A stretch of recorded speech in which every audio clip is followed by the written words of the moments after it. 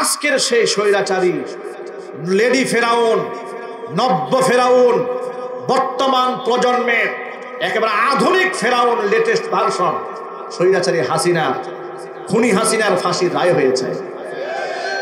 তার তৈরিকৃত ট্রাইব্যুনালে তার ফাঁসির রায় হয়েছে। আপনারা একটু কল্পনা করেন, শহীদ মাওলানা দিলওয়ার হোসেন সাঈদ রাহিমাহুল্লাহর সেই বদদুয়ার কথা মনে আছে আমার।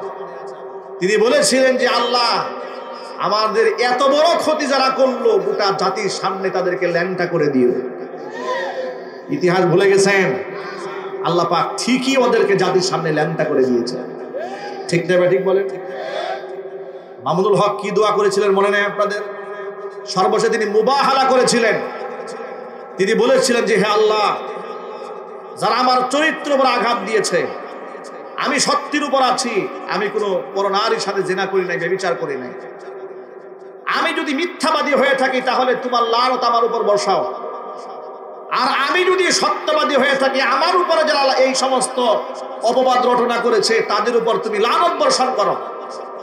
বারবার 3 বার এই শব্দ তিনি উচ্চারণ করেছেন। আল্লাহর ওলিদের চোখের পানি আর হৃদয়ের হাত, মুখের বদদুয়া একটাও বিফলে যায় নাই। মুফতি জসিমউদ্দিন হাফিজাহুল্লাহকে 10 বছরের উপরে বিনা অপরাধে আনসারুল্লাহ বাংলা টিমের প্রধান বানাইয়া ওনাকে জঙ্গি মামলা দিয়ে আটকে রেখেছিল স্বৈরাচারী। শাকা চৌধুরী বলেছিলেন যে রাজনৈতিক নেতৃবৃন্দদেরকে ট্যাবে ফেলে হত্যা করার জন্য যে আন্তর্জাতিক অপরাধ ট্রাইব্যুনাল নামে ক্যাঙ্গারু ট্রাইব্যুনাল করা হয়েছে, এই ট্রাইব্যুনাল, এই বিচার ব্যবস্থা যেন বন্ধ না হয়, এটা যেন ধারাবাহিক থাকে। ক্ষমতার রদবদল হলে যেন এই আদালতে ওই সমস্ত জালেমদের বিচার করা হয়। আজকে শাকা চৌধুরী বেঁচে নেয়, কিন্তু আজকে সেই স্বৈরাচারী হাসিনার করা কূপে হাসিনা নিজেই পড়েছে। শহীদ মাওলানা দিলওয়ার হোসেন সাঈদী রাহিমাহুল্লাহ আল্লাহর ওলি, এক কিংবদন্তি আলেম। মুখ থেকে যে কথাগুলো বের হতো মনে হচ্ছে আল্লাহর পক্ষ থেকে ইলহাম হয়েছে। ঠিক কিনা বলেন? প্রত্যেকটা কথা প্রজন্মের সাথে কেমনি মিলে যায়।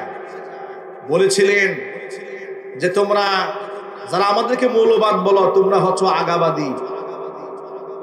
আমরা মূলে আছি, ওই আগার মধ্যে বসে গাছের ফল খাও, পাতা খাও, কোনো অসুবিধা করব না আমরা, কিন্তু সেখানে বসে বেশকি মেরো না, বান্দ্রামি করো না, তাহলে 12 কোটি মুসলমান গাছের গুড়া দূরে নাড়া দেবে, মামু বাড়ি দিল্লি গিয়ে পড়বা। চিন্তা করা যায়, 30-40 বছর আগের কথা।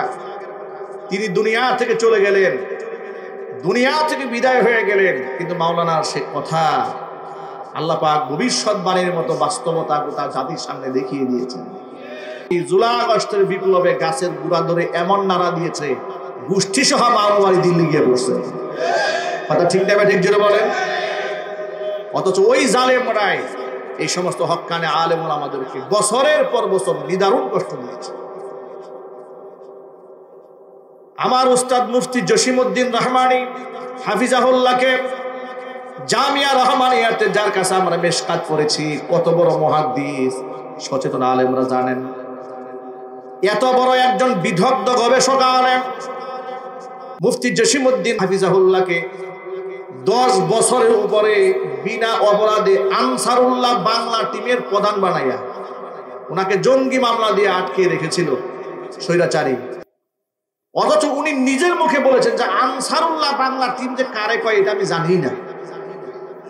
ওই টিমের প্রধান বানিয়ে ওনাকে 10 বছরের উপরে অন্ধকার কারাগারে বন্দি করে রেখে দিয়েছে। ওই জালেমের পতন যদি না হইতো তাহলে আরো যে কত আলেমকে ফাঁসির মঞ্চে ঝুলতে হতো, এটা আল্লাহ পাক ভালো জানেন। কথা ঠিক না? ঠিক জোরে বলেন।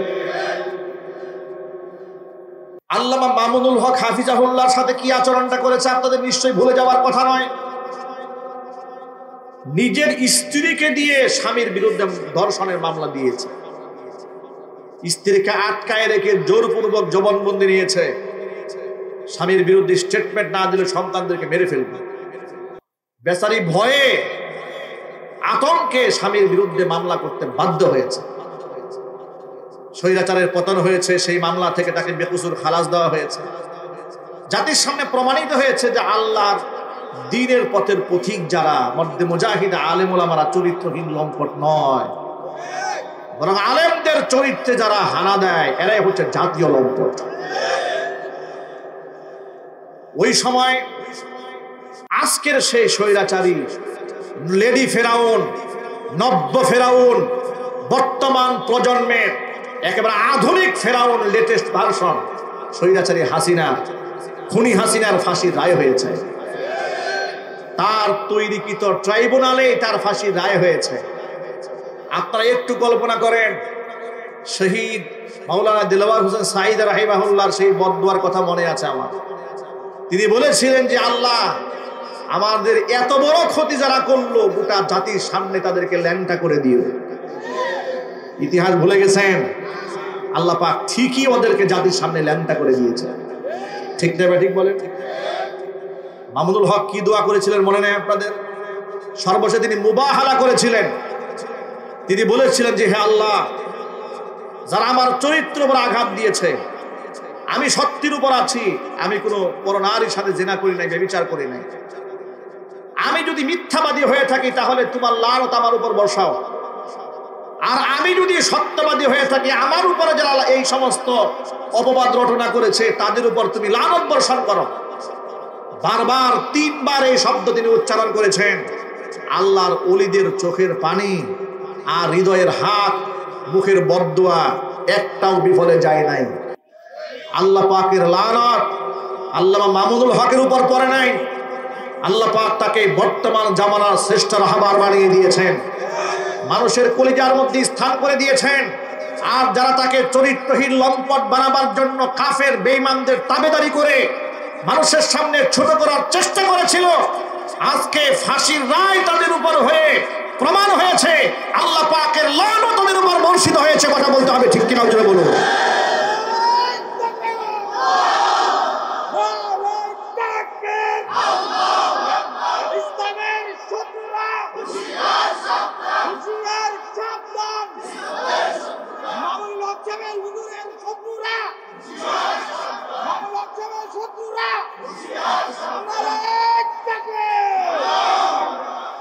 আলেম ওলামাদেরকে এমন ভাবে লাঞ্ছিত করেছে,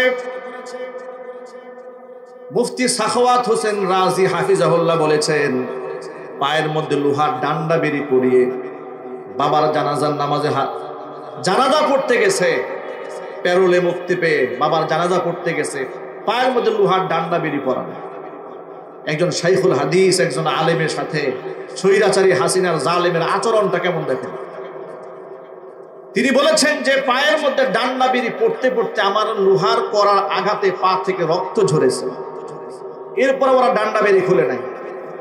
মাওলানা খালেদ সাইফুল্লাহ আইয়ুবী অসুস্থ হয়ে হাত ছিল অ্যাক্সিডেন্টে ভাঙা, লোহার রড ঢুকানো, হাত থেকে পুষ পড়েছে, ওই হাতের মধ্যে গরুর রশি দিয়ে বাঁধছে, আরেক হাতের মধ্যে হ্যান্ডকাপ পরিয়ে, হাতের মধ্যে হ্যান্ডকাপ পরিয়ে হসপিটালের মধ্যে বেঁধে রাখছে।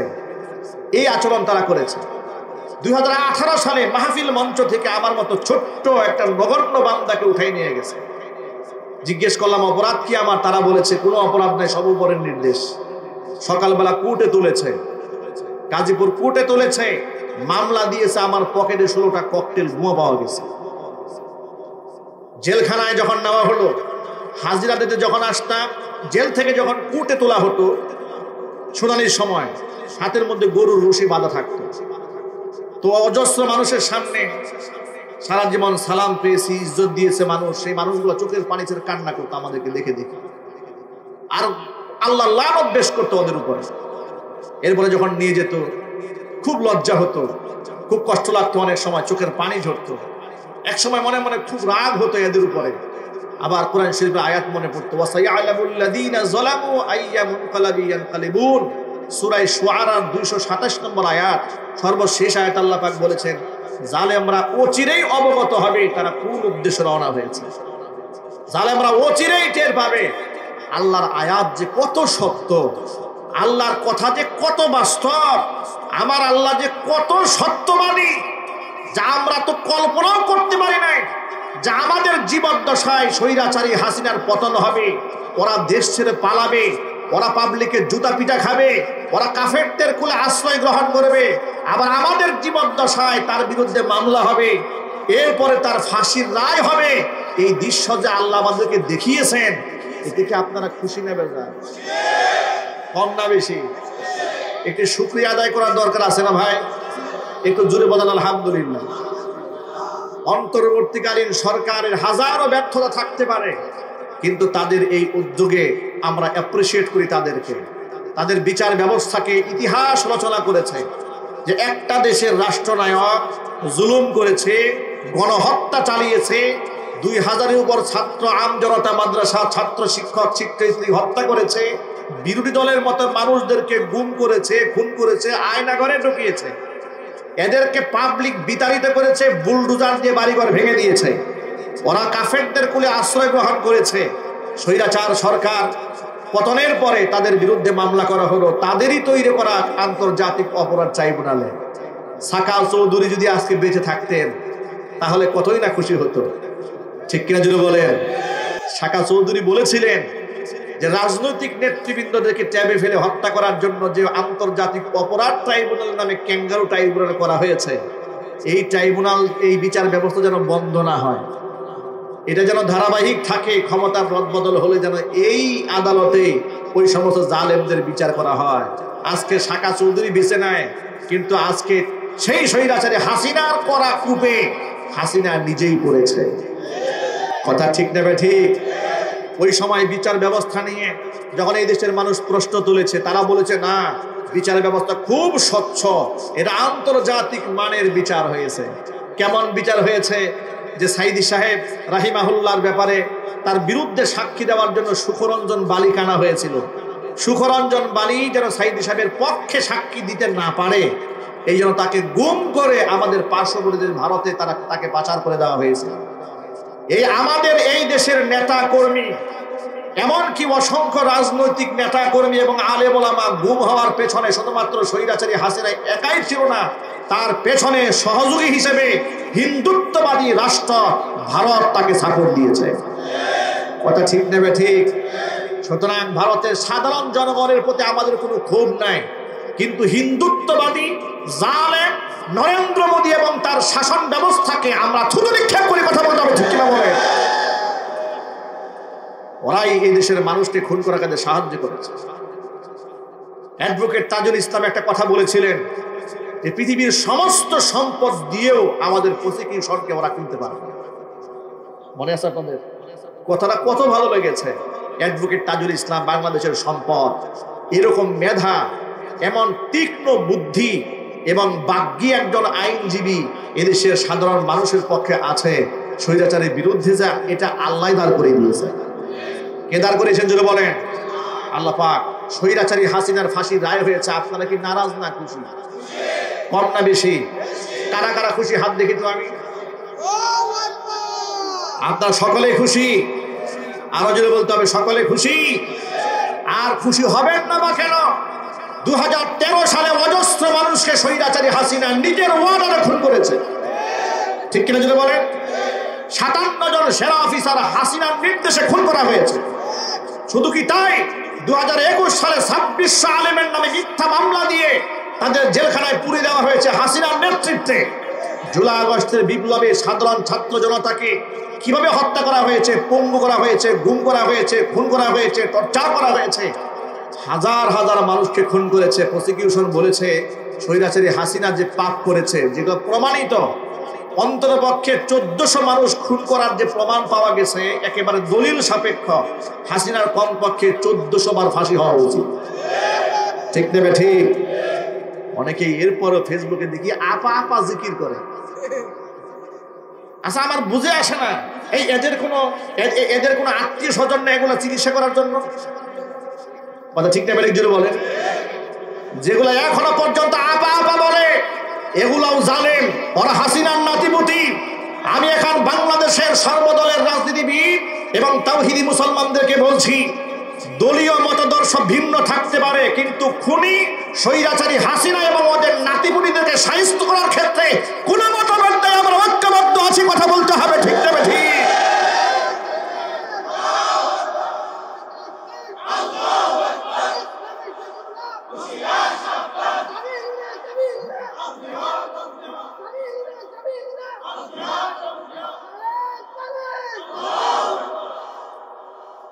আমার প্রিয় বন্ধুগণ,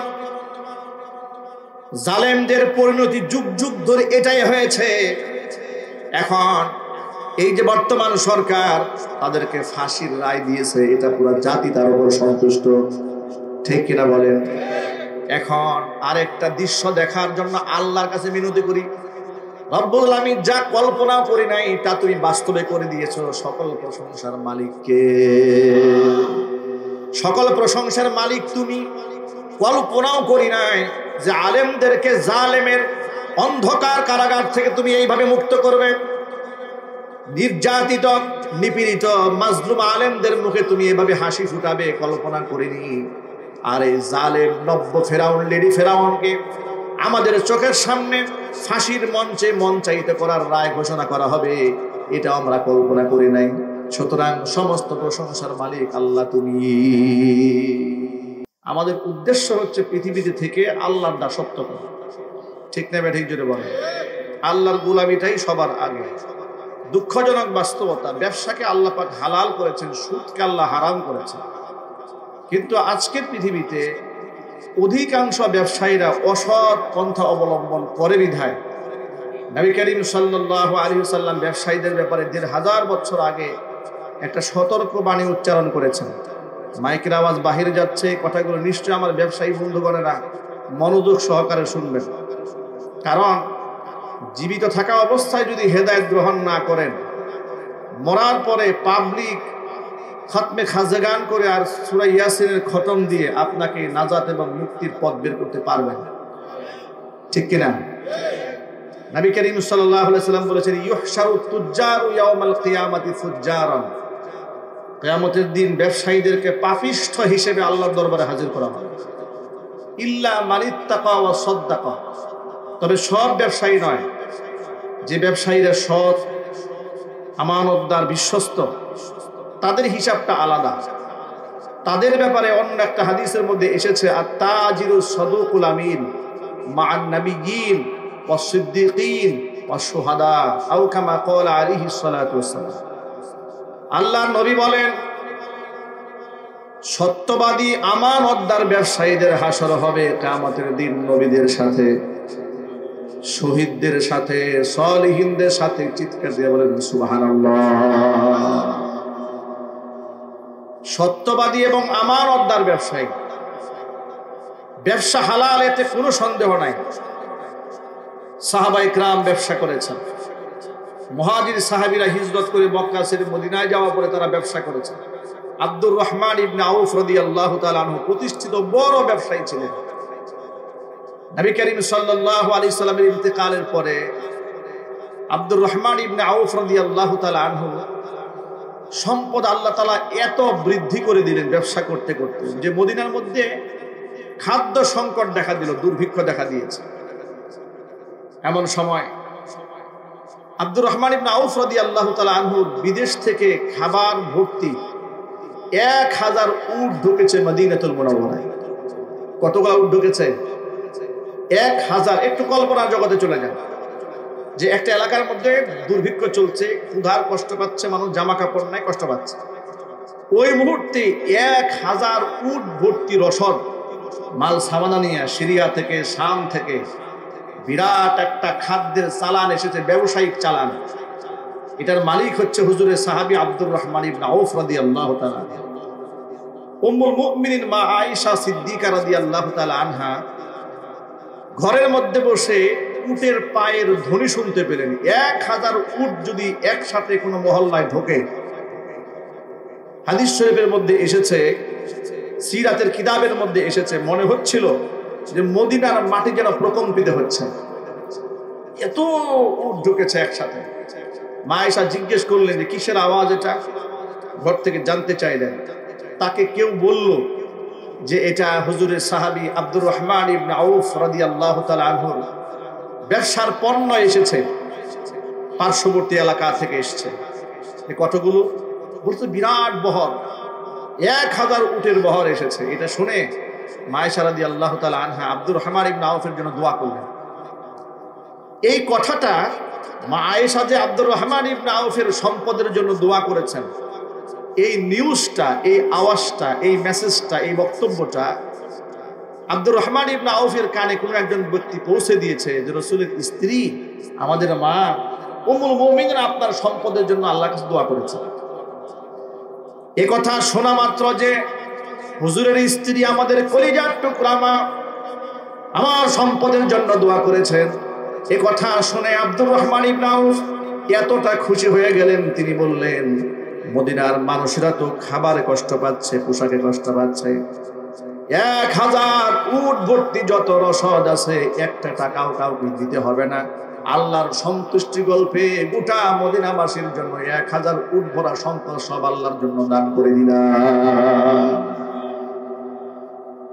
তারাও ব্যবসায়ী, তারাও ধনী, আমরাও ধনী, তাদেরও ব্যবসা আমাদেরও ব্যবসা, কত পার্থক্য দেখো। আমাদের ব্যবসায়ীরা ধোঁকা দেন। নবী করিম সাল্লাল্লাহু আলাইহি ওয়াসাল্লাম এক খাবার ব্যবসায়ীর পাশ দিয়ে হেরে যাচ্ছিলেন, দেখতে পেলেন খাবারের স্টোভ নিয়ে ব্যবসায়ী বসে আছেন। নবীজি সাল্লাল্লাহু আলাইহি ওয়াসাল্লাম খাবারের ভিতরে হাত ঢুকাই দিলেন। খাবার স্টোভের ভিতরে হাত ঢুকাই দেওয়ার পরে ফাআসাবাতুল বালাল, হাতের মধ্যে ভিজা ভিজা লেগেছে।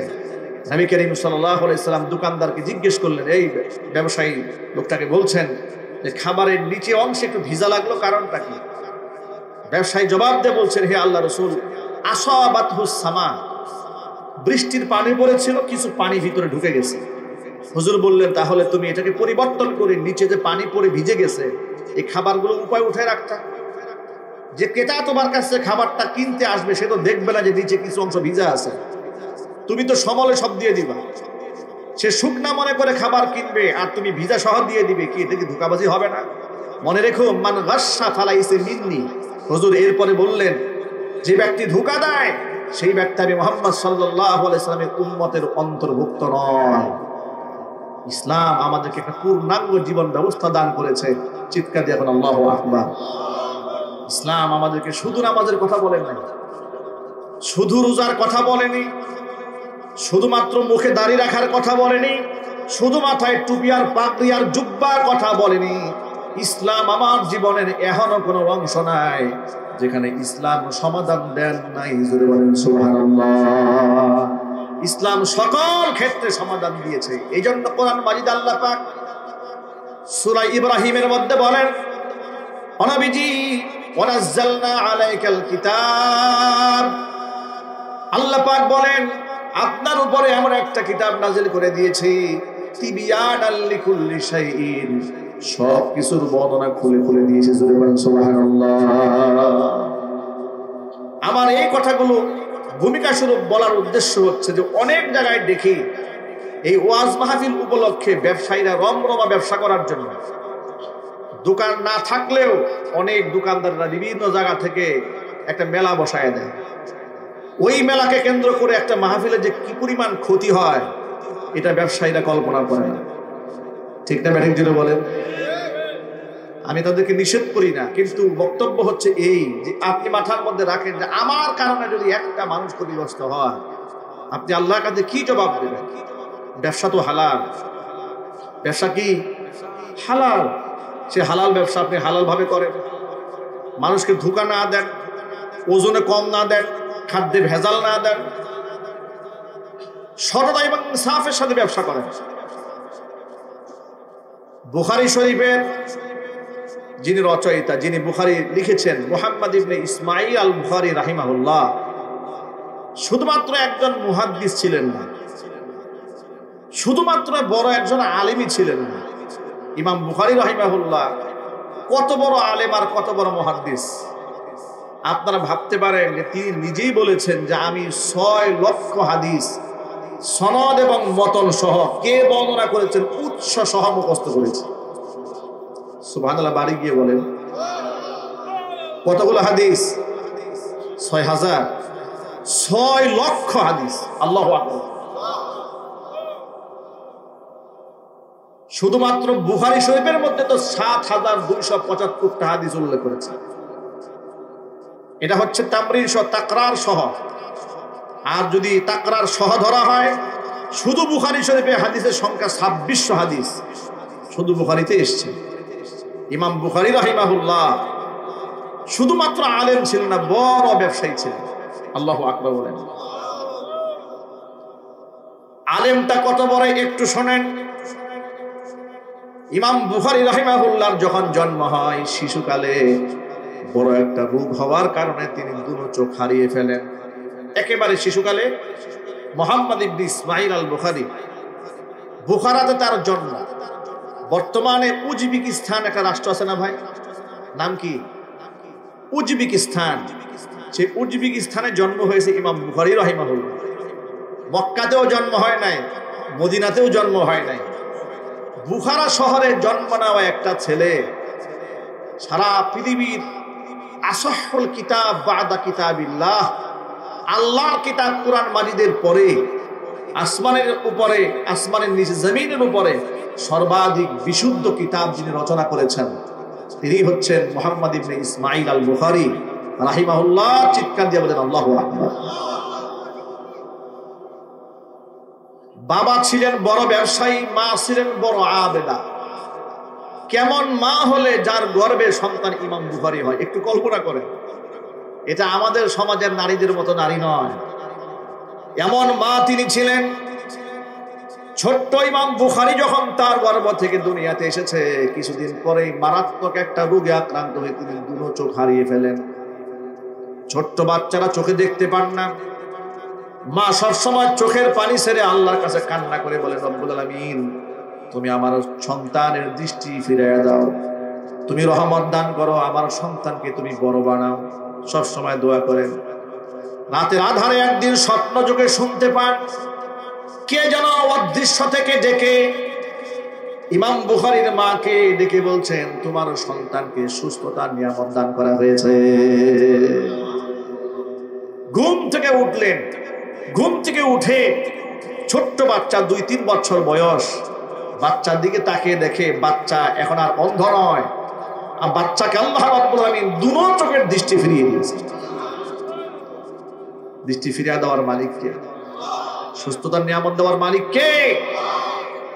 এমন প্রখর মেধা আল্লাহ পাক তাকে দান করলেন। মাত্র 12 বছর বয়সে, কোন কিতাবের মধ্যে এসেছে 30,000, কোন বর্ণনার মধ্যে এসেছে মাত্র 12 বছর বয়সে 70,000 হাদিস সনদ এবং মতন সহ মুখস্থ করে ফেলেছিলেন। আবার একদিক থেকে কোরআনে কারিমের হাফেজও হয়ে গেছে, হিফজও করা শেষ 12 বছর বয়সে, আবার সাথে সাথে 70,000 হাদিস মুখস্থ করা শেষ। গোটা জীবনে 6 লক্ষ হাদিস মুখস্থ করেছেন সনদ এবং মতন সহ। আল্লাহু আকবার বলেন। এত বড় মাপের একজন মুহাদ্দিস, আর ইলম সম্পর্কে, আমল সম্পর্কে বর্ণনা তো কোনো শেষ নাই। তিনি বলেন, আমি বুখারীর এক একটা হাদিস লেখার আগে, প্রত্যেকটা হাদিস লেখার আগে নতুন করে ওযু করেছি, গোসল করেছি, 2 রাকাত নামাজ আদায় করেছি। নামাজ আদায় করার পরে আল্লাহর কাছে সাহায্য প্রার্থনা করেছি, আল্লাহর কাছে সাহায্য নিয়ে এক একটা হাদিস লিখেছি। এত আজমতের সাথে লিখেছি, আল্লাহ পাক সেই সমস্ত আজমত আর মোহাব্বত, হুজুরের হাদিসের উপরে তার মোহাব্বত ভালোবাসা থাকার কারণে আল্লাহ পাক এই দুনিয়াতে আল্লাহর কোরআনের পরে তার লিখিত হাদিস সংগ্রহিত বুখারীর কিতাব তাম দুনিয়ার মধ্যে সবচাইতে দামি বানিয়ে দিয়েছে। ইমাম বুখারী রাহিমাহুল্লাহ 194 হিজরিতে জন্মগ্রহণ করেন। এরপরে 254 হিজরিতে তিনি জমিন থেকে বিদায় হন। মাত্র 52 থেকে 53 বছর হায়াত পেয়েছেন। মাত্র এই এতটুকু সময়ের মধ্যে ইলমের জগতের এমন এক সম্রাটের বিদায় হয় দুনিয়া থেকে। অসংখ্য কিতাবের মধ্যে এসেছে ইমাম বুখারীকে যে মাটিতে কবর দেওয়া হয়, সেই মাটি থেকে তার ইন্তেকালের পরে এক মেশকের সুঘ্রাণে গোটা এলাকা ছড়ায় পড়ে। আল্লাহু আকবার বলেন। শুধুমাত্র মুহাদ্দিস নন, কত বড় একজন সৎ ব্যবসায়ী ছিলেন, একটা এক্সাম্পল দেওয়ার জন্য মূলত ইমাম বুখারীর জীবনটা একটু করে টেনেছি এখানে। ইমাম বুখারী রাহিমাহুল্লাহ তাআলা তিনি পৈতৃক সূত্রে বড় সম্পদের মালিক হয়ে যান। বাবা বড় ব্যবসায়ী ছিলেন, সেই সূত্রে পৈতৃকভাবে অনেক সম্পদের মালিক হন। অনেক অসংখ্য জায়গা জমি থাকে, সেগুলো বর্গা দিয়ে রাখেন। সেগুলো লভ্যাংশ আসে, আবার কিছু মালামাল তিনি লোকের মাধ্যমে ক্রয় বিক্রয় করেন, এভাবে ব্যবসা চলে। ব্যবসা চলছে, একদিন দোকানে বসলেন, বসার পরে কিছু ক্রেতা এসেছেন তার কাছে, আসার পরে তাদের সাথে মালামাল নিয়ে দাম দর চলছে। তিনি মনে মনে সিদ্ধান্ত নিলেন যে আমার এই পণ্যটা আমি 5,000 টাকা যদি তারা ক্রেতা বলে তাহলে আমি বিক্রি করে দেব। কিন্তু ক্রেতা এখনো কোনো দাম বলে নাই। তিনি মনে মনে ভেবেছেন যদি ওনারা 5,000 টাকার মতো বলে আমি এটা দিয়ে দেব। কিন্তু ক্রেতারা কোনো দাম বলেন না, বলে চলে গেছে। বলেছে যে আমরা 2 দিন পরে জানাবো আপনার এই পণ্যটা আমরা নেব কিনা। তারা চলে গেছে। চলে যাওয়ার পরে এই 2 দিনের মধ্যে তারা আর ফিরে আসেন। এই মাঝখান থেকে আরেক দল ক্রেতা এসেছে তার কাছে, এসে ওই একই পণ্যের দাম 10,000 দিরহাম বলেছে। 10,000 দিরহাম প্রস্তাব দেওয়ার পরে ইমাম বুখারী বললেন যে না, এটা আপনাদের কাছে বিক্রি করা যাবে না। তারা বললেন কেন? বলে এটা আমি অন্যের কাছে বিক্রি করার জন্য আমি মনস্থ করেছি। তো কেন, কি মনস্থ করলেন? বলে আমি মনস্থ করেছি যে একদল লোক এসেছিল, আমি মনে মনে সিদ্ধান্ত নিয়েছিলাম এদের কাছে আমি 5,000 টাকায় বিক্রি করব। আপনি 10,000 টাকা বলেছেন, এটা আপনার কাছে আমি দেব না। তারা বলছেন তার সাথে আপনার কোনো চুক্তিও হয় নাই, কোনো কথাবার্তাও হয় নাই, তো আপনি তো এখানে গুনাহগার হবেন না, খিয়ানতকারী হবেন না। তিনি বলেন না, তাদের সাথে চুক্তি আমার মৌখিকভাবে না হলে কি হবে, আমি আত্মিকভাবে নিজের সাথে একটা চুক্তি করে নিয়েছিলাম। সুবহানাল্লাহ বলেন। এরপরে তারা চলে গেলে তিনি 5,000 টাকায় সেটা বিক্রি করলেন, যেটা 10,000 টাকা বিক্রি করতে পারতেন। একটু কল্পনা করেন ভাই, তাকওয়া, ঈমান, আমল, বিশ্বাসের কত উন্নত লেভেলে উত্তীর্ণ হলে একজন মানুষ নিজের সাথে কমিটমেন্ট হয়ে যায়। কাস্টমারের সাথে এখনো হয়ই নাই। আর আমাদের এমন পর্যায়ে হয়েছে যে একটা জায়গার জমি রেজিস্ট্রি হয়েছে, সেখানে তার নিজের সই আছে, তার বাবার সই আছে, 14 গোষ্ঠীর সই আছে। 2 দিন পরে ওই জমি সে আরেক জায়গায় বিক্রি করে। কথা বলে না, এক জমি 3 জায়গায় বিক্রি করে, এমন প্রতারক ব্যবসায়ী এই সমাজে নাই? একই জায়গায় কাস্টমার দাম দর করছে, একটা জিনিস কেউ বলেছে 10 টাকা, পাশে আরেকজন 11 টাকা বলে ফেলেছে। যে ব্যক্তি 10 টাকা বলেছে তাকে ধাক্কা দিয়ে সরিয়ে যে 11 টাকা যে বলেছে তাকে দেওয়ার জন্য মনস্থ করে ফেলে। কিন্তু এটা জানে না ইসলামী শরীয়তের ব্যবসার মূলনীতি আছে। ব্যবসার মূলনীতি কি? এগুলো আমাদের মাদ্রাসায় কিতাবুল বুয়ু অধ্যায়ে পড়ানো হয়েছে। আপনি দোকানদার, আপনার কাছে একদম ক্রেতা এসেছে, এটা স্বাভাবিক বাজারেও এটা তারা জানে। কোন ক্রেতার সাথে কোনো পণ্য নিয়ে ব্যবসার দাম দর চলতেছে, ওই ব্যক্তির সাথে পরিপূর্ণ ডিসকাস হওয়ার আগ পর্যন্ত ওই পণ্যের আরেকজন কাস্টমার এসে দাম করতে পারবে না। ইসলামী শরীয়ত এলাও করা নাই। আল্লাহু আকবার বলেন। কি নাই ইসলামী শরীয়ত? ইসলামী শরীয়ত সব আছে। এই জন্য আমরা সবসময় বলি যে পৃথিবীর বহু তন্ত্র মন্ত্র দেখা হয়েছে, এবার এই রাষ্ট্রে একটা ইসলামিক রাষ্ট্র দরকার। ঠিক না? ঠিক জন্য বলে এটা আমরা এই জন্য বলি। অনেক সময় লোকেরা বলে হুজুর আপনারা যে ওয়াজের মাঠে বলেন কোরআন দিয়ে দেশ চালাবেন, কোরআন হবে সংবিধান, এই দেশে তো হিন্দু আছে, খ্রিস্টানরা আছে, বৌদ্ধরা আছে। এখন তারা যদি বলে আপনারা কোরআন দিয়ে রাষ্ট্র চালাবেন, ওরা যদি বাইবেল দিয়ে চালাতে চায় তখন কি করবেন? হিন্দুরা যদি রামায়ণ মহাভারত দিয়ে চালাতে চায় তখন কি করবেন? আমি বলবো পৃথিবীর একমাত্র মুসলমান ছাড়া পৃথিবীর কোন ধর্মাবলম্বীর বাবারও ক্ষমতা নাই তাদের ধর্মীয় কিতাব দিয়ে রাষ্ট্র চালাবে।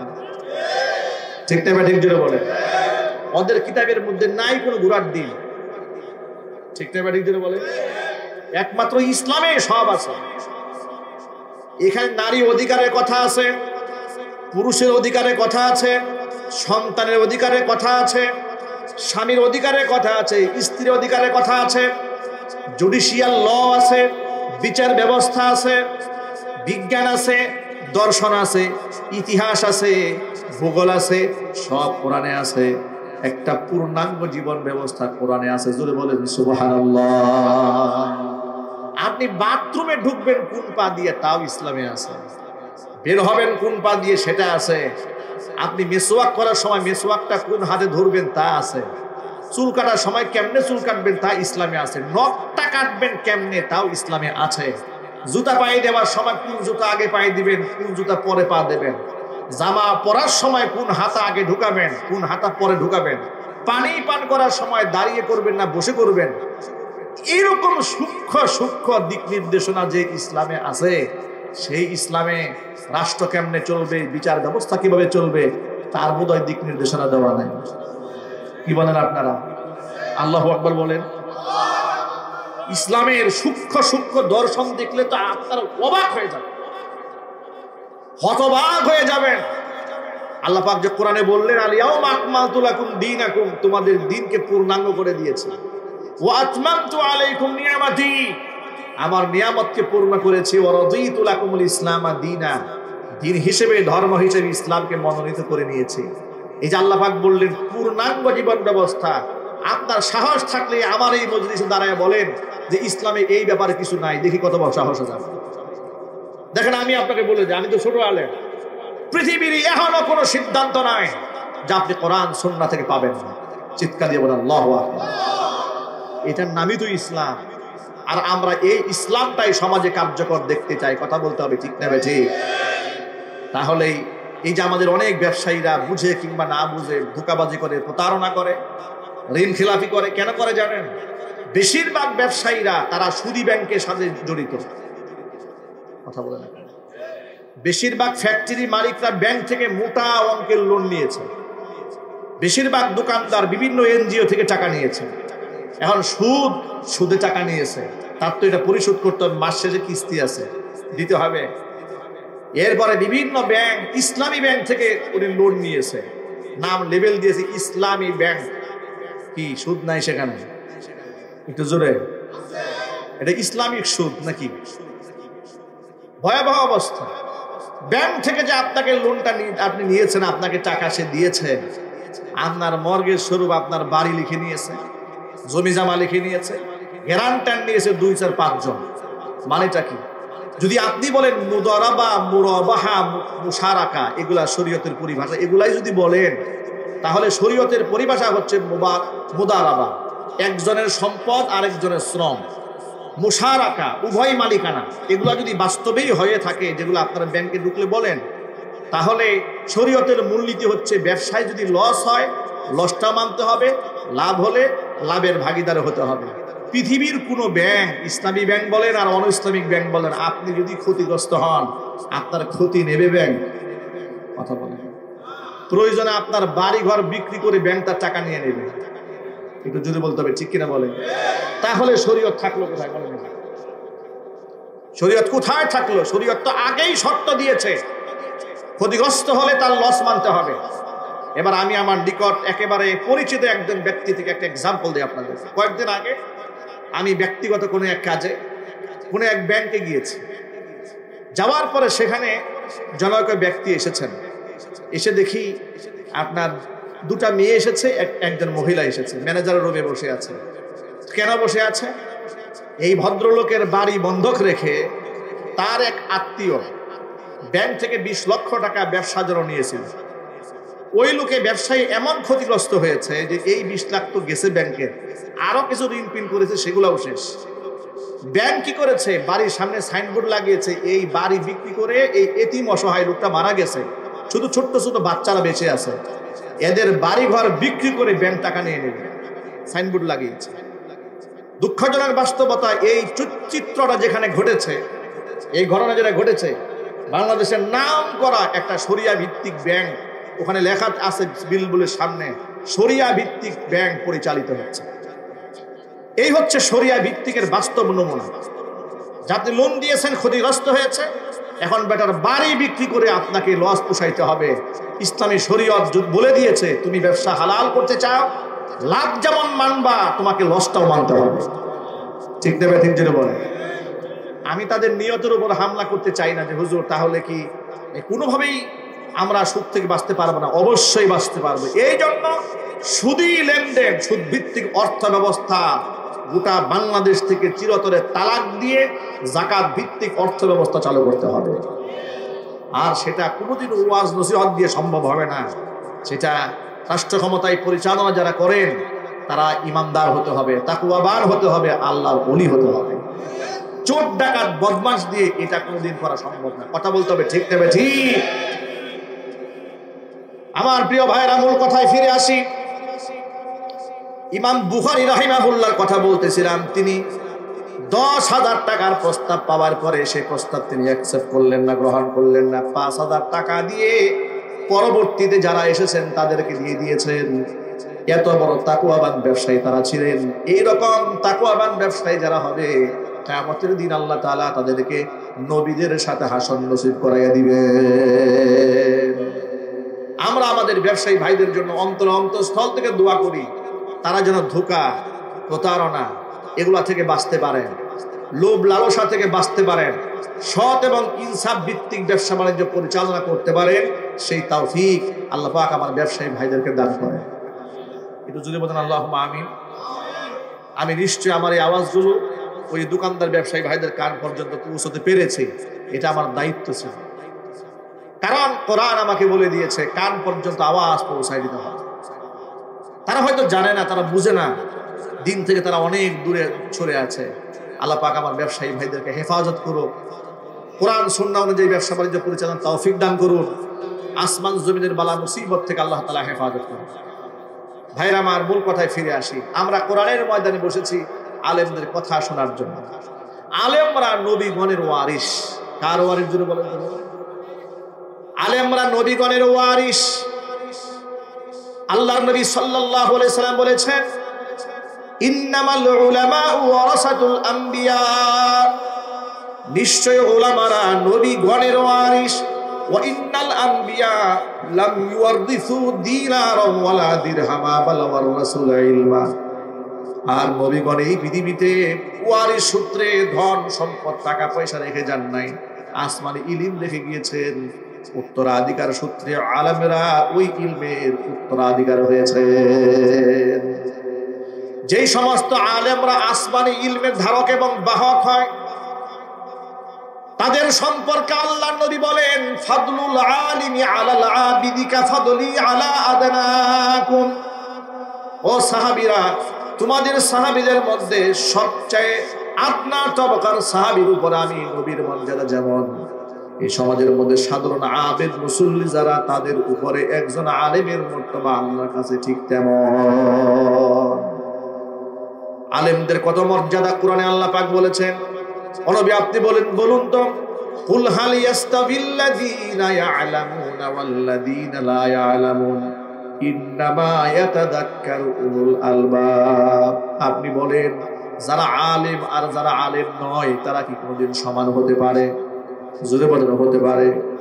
কোনোদিন হতে পারে না। সূরা ফাতিরের মধ্যে আল্লাহ বলেছেন, কেন সমান হবে না? শোনো, ইন্নামা ইয়াখশাল্লাহা মিন ইবাদিহিল উলামা। আমার বান্দাদের মধ্যে একমাত্র আলেমরাই, কেবলমাত্র শুধুমাত্র আলেমরাই আমি আল্লাহকে সবচাইতে বেশি ভয় করে। জোরে বলেন সুবহানাল্লাহ। আলেমরা এই জাতির ইমানের যেমন পাহারাদার, কোরআন সুন্নাহর ইলমের পাহারাদার, এমনকি এ রাষ্ট্রের, এই সমাজের সাধারণ মানুষের জাগতিক সমস্যার সম্মুখীন হলেও আলেমরাই মানবতার কান্ডারি হয়ে এই মানুষের পাশে সবার আগে দাঁড়িয়ে যায়। কারণ ইসলাম, কোরআন সুন্নাহ আলেমদেরকে মানবতাবাদী বানিয়েছে।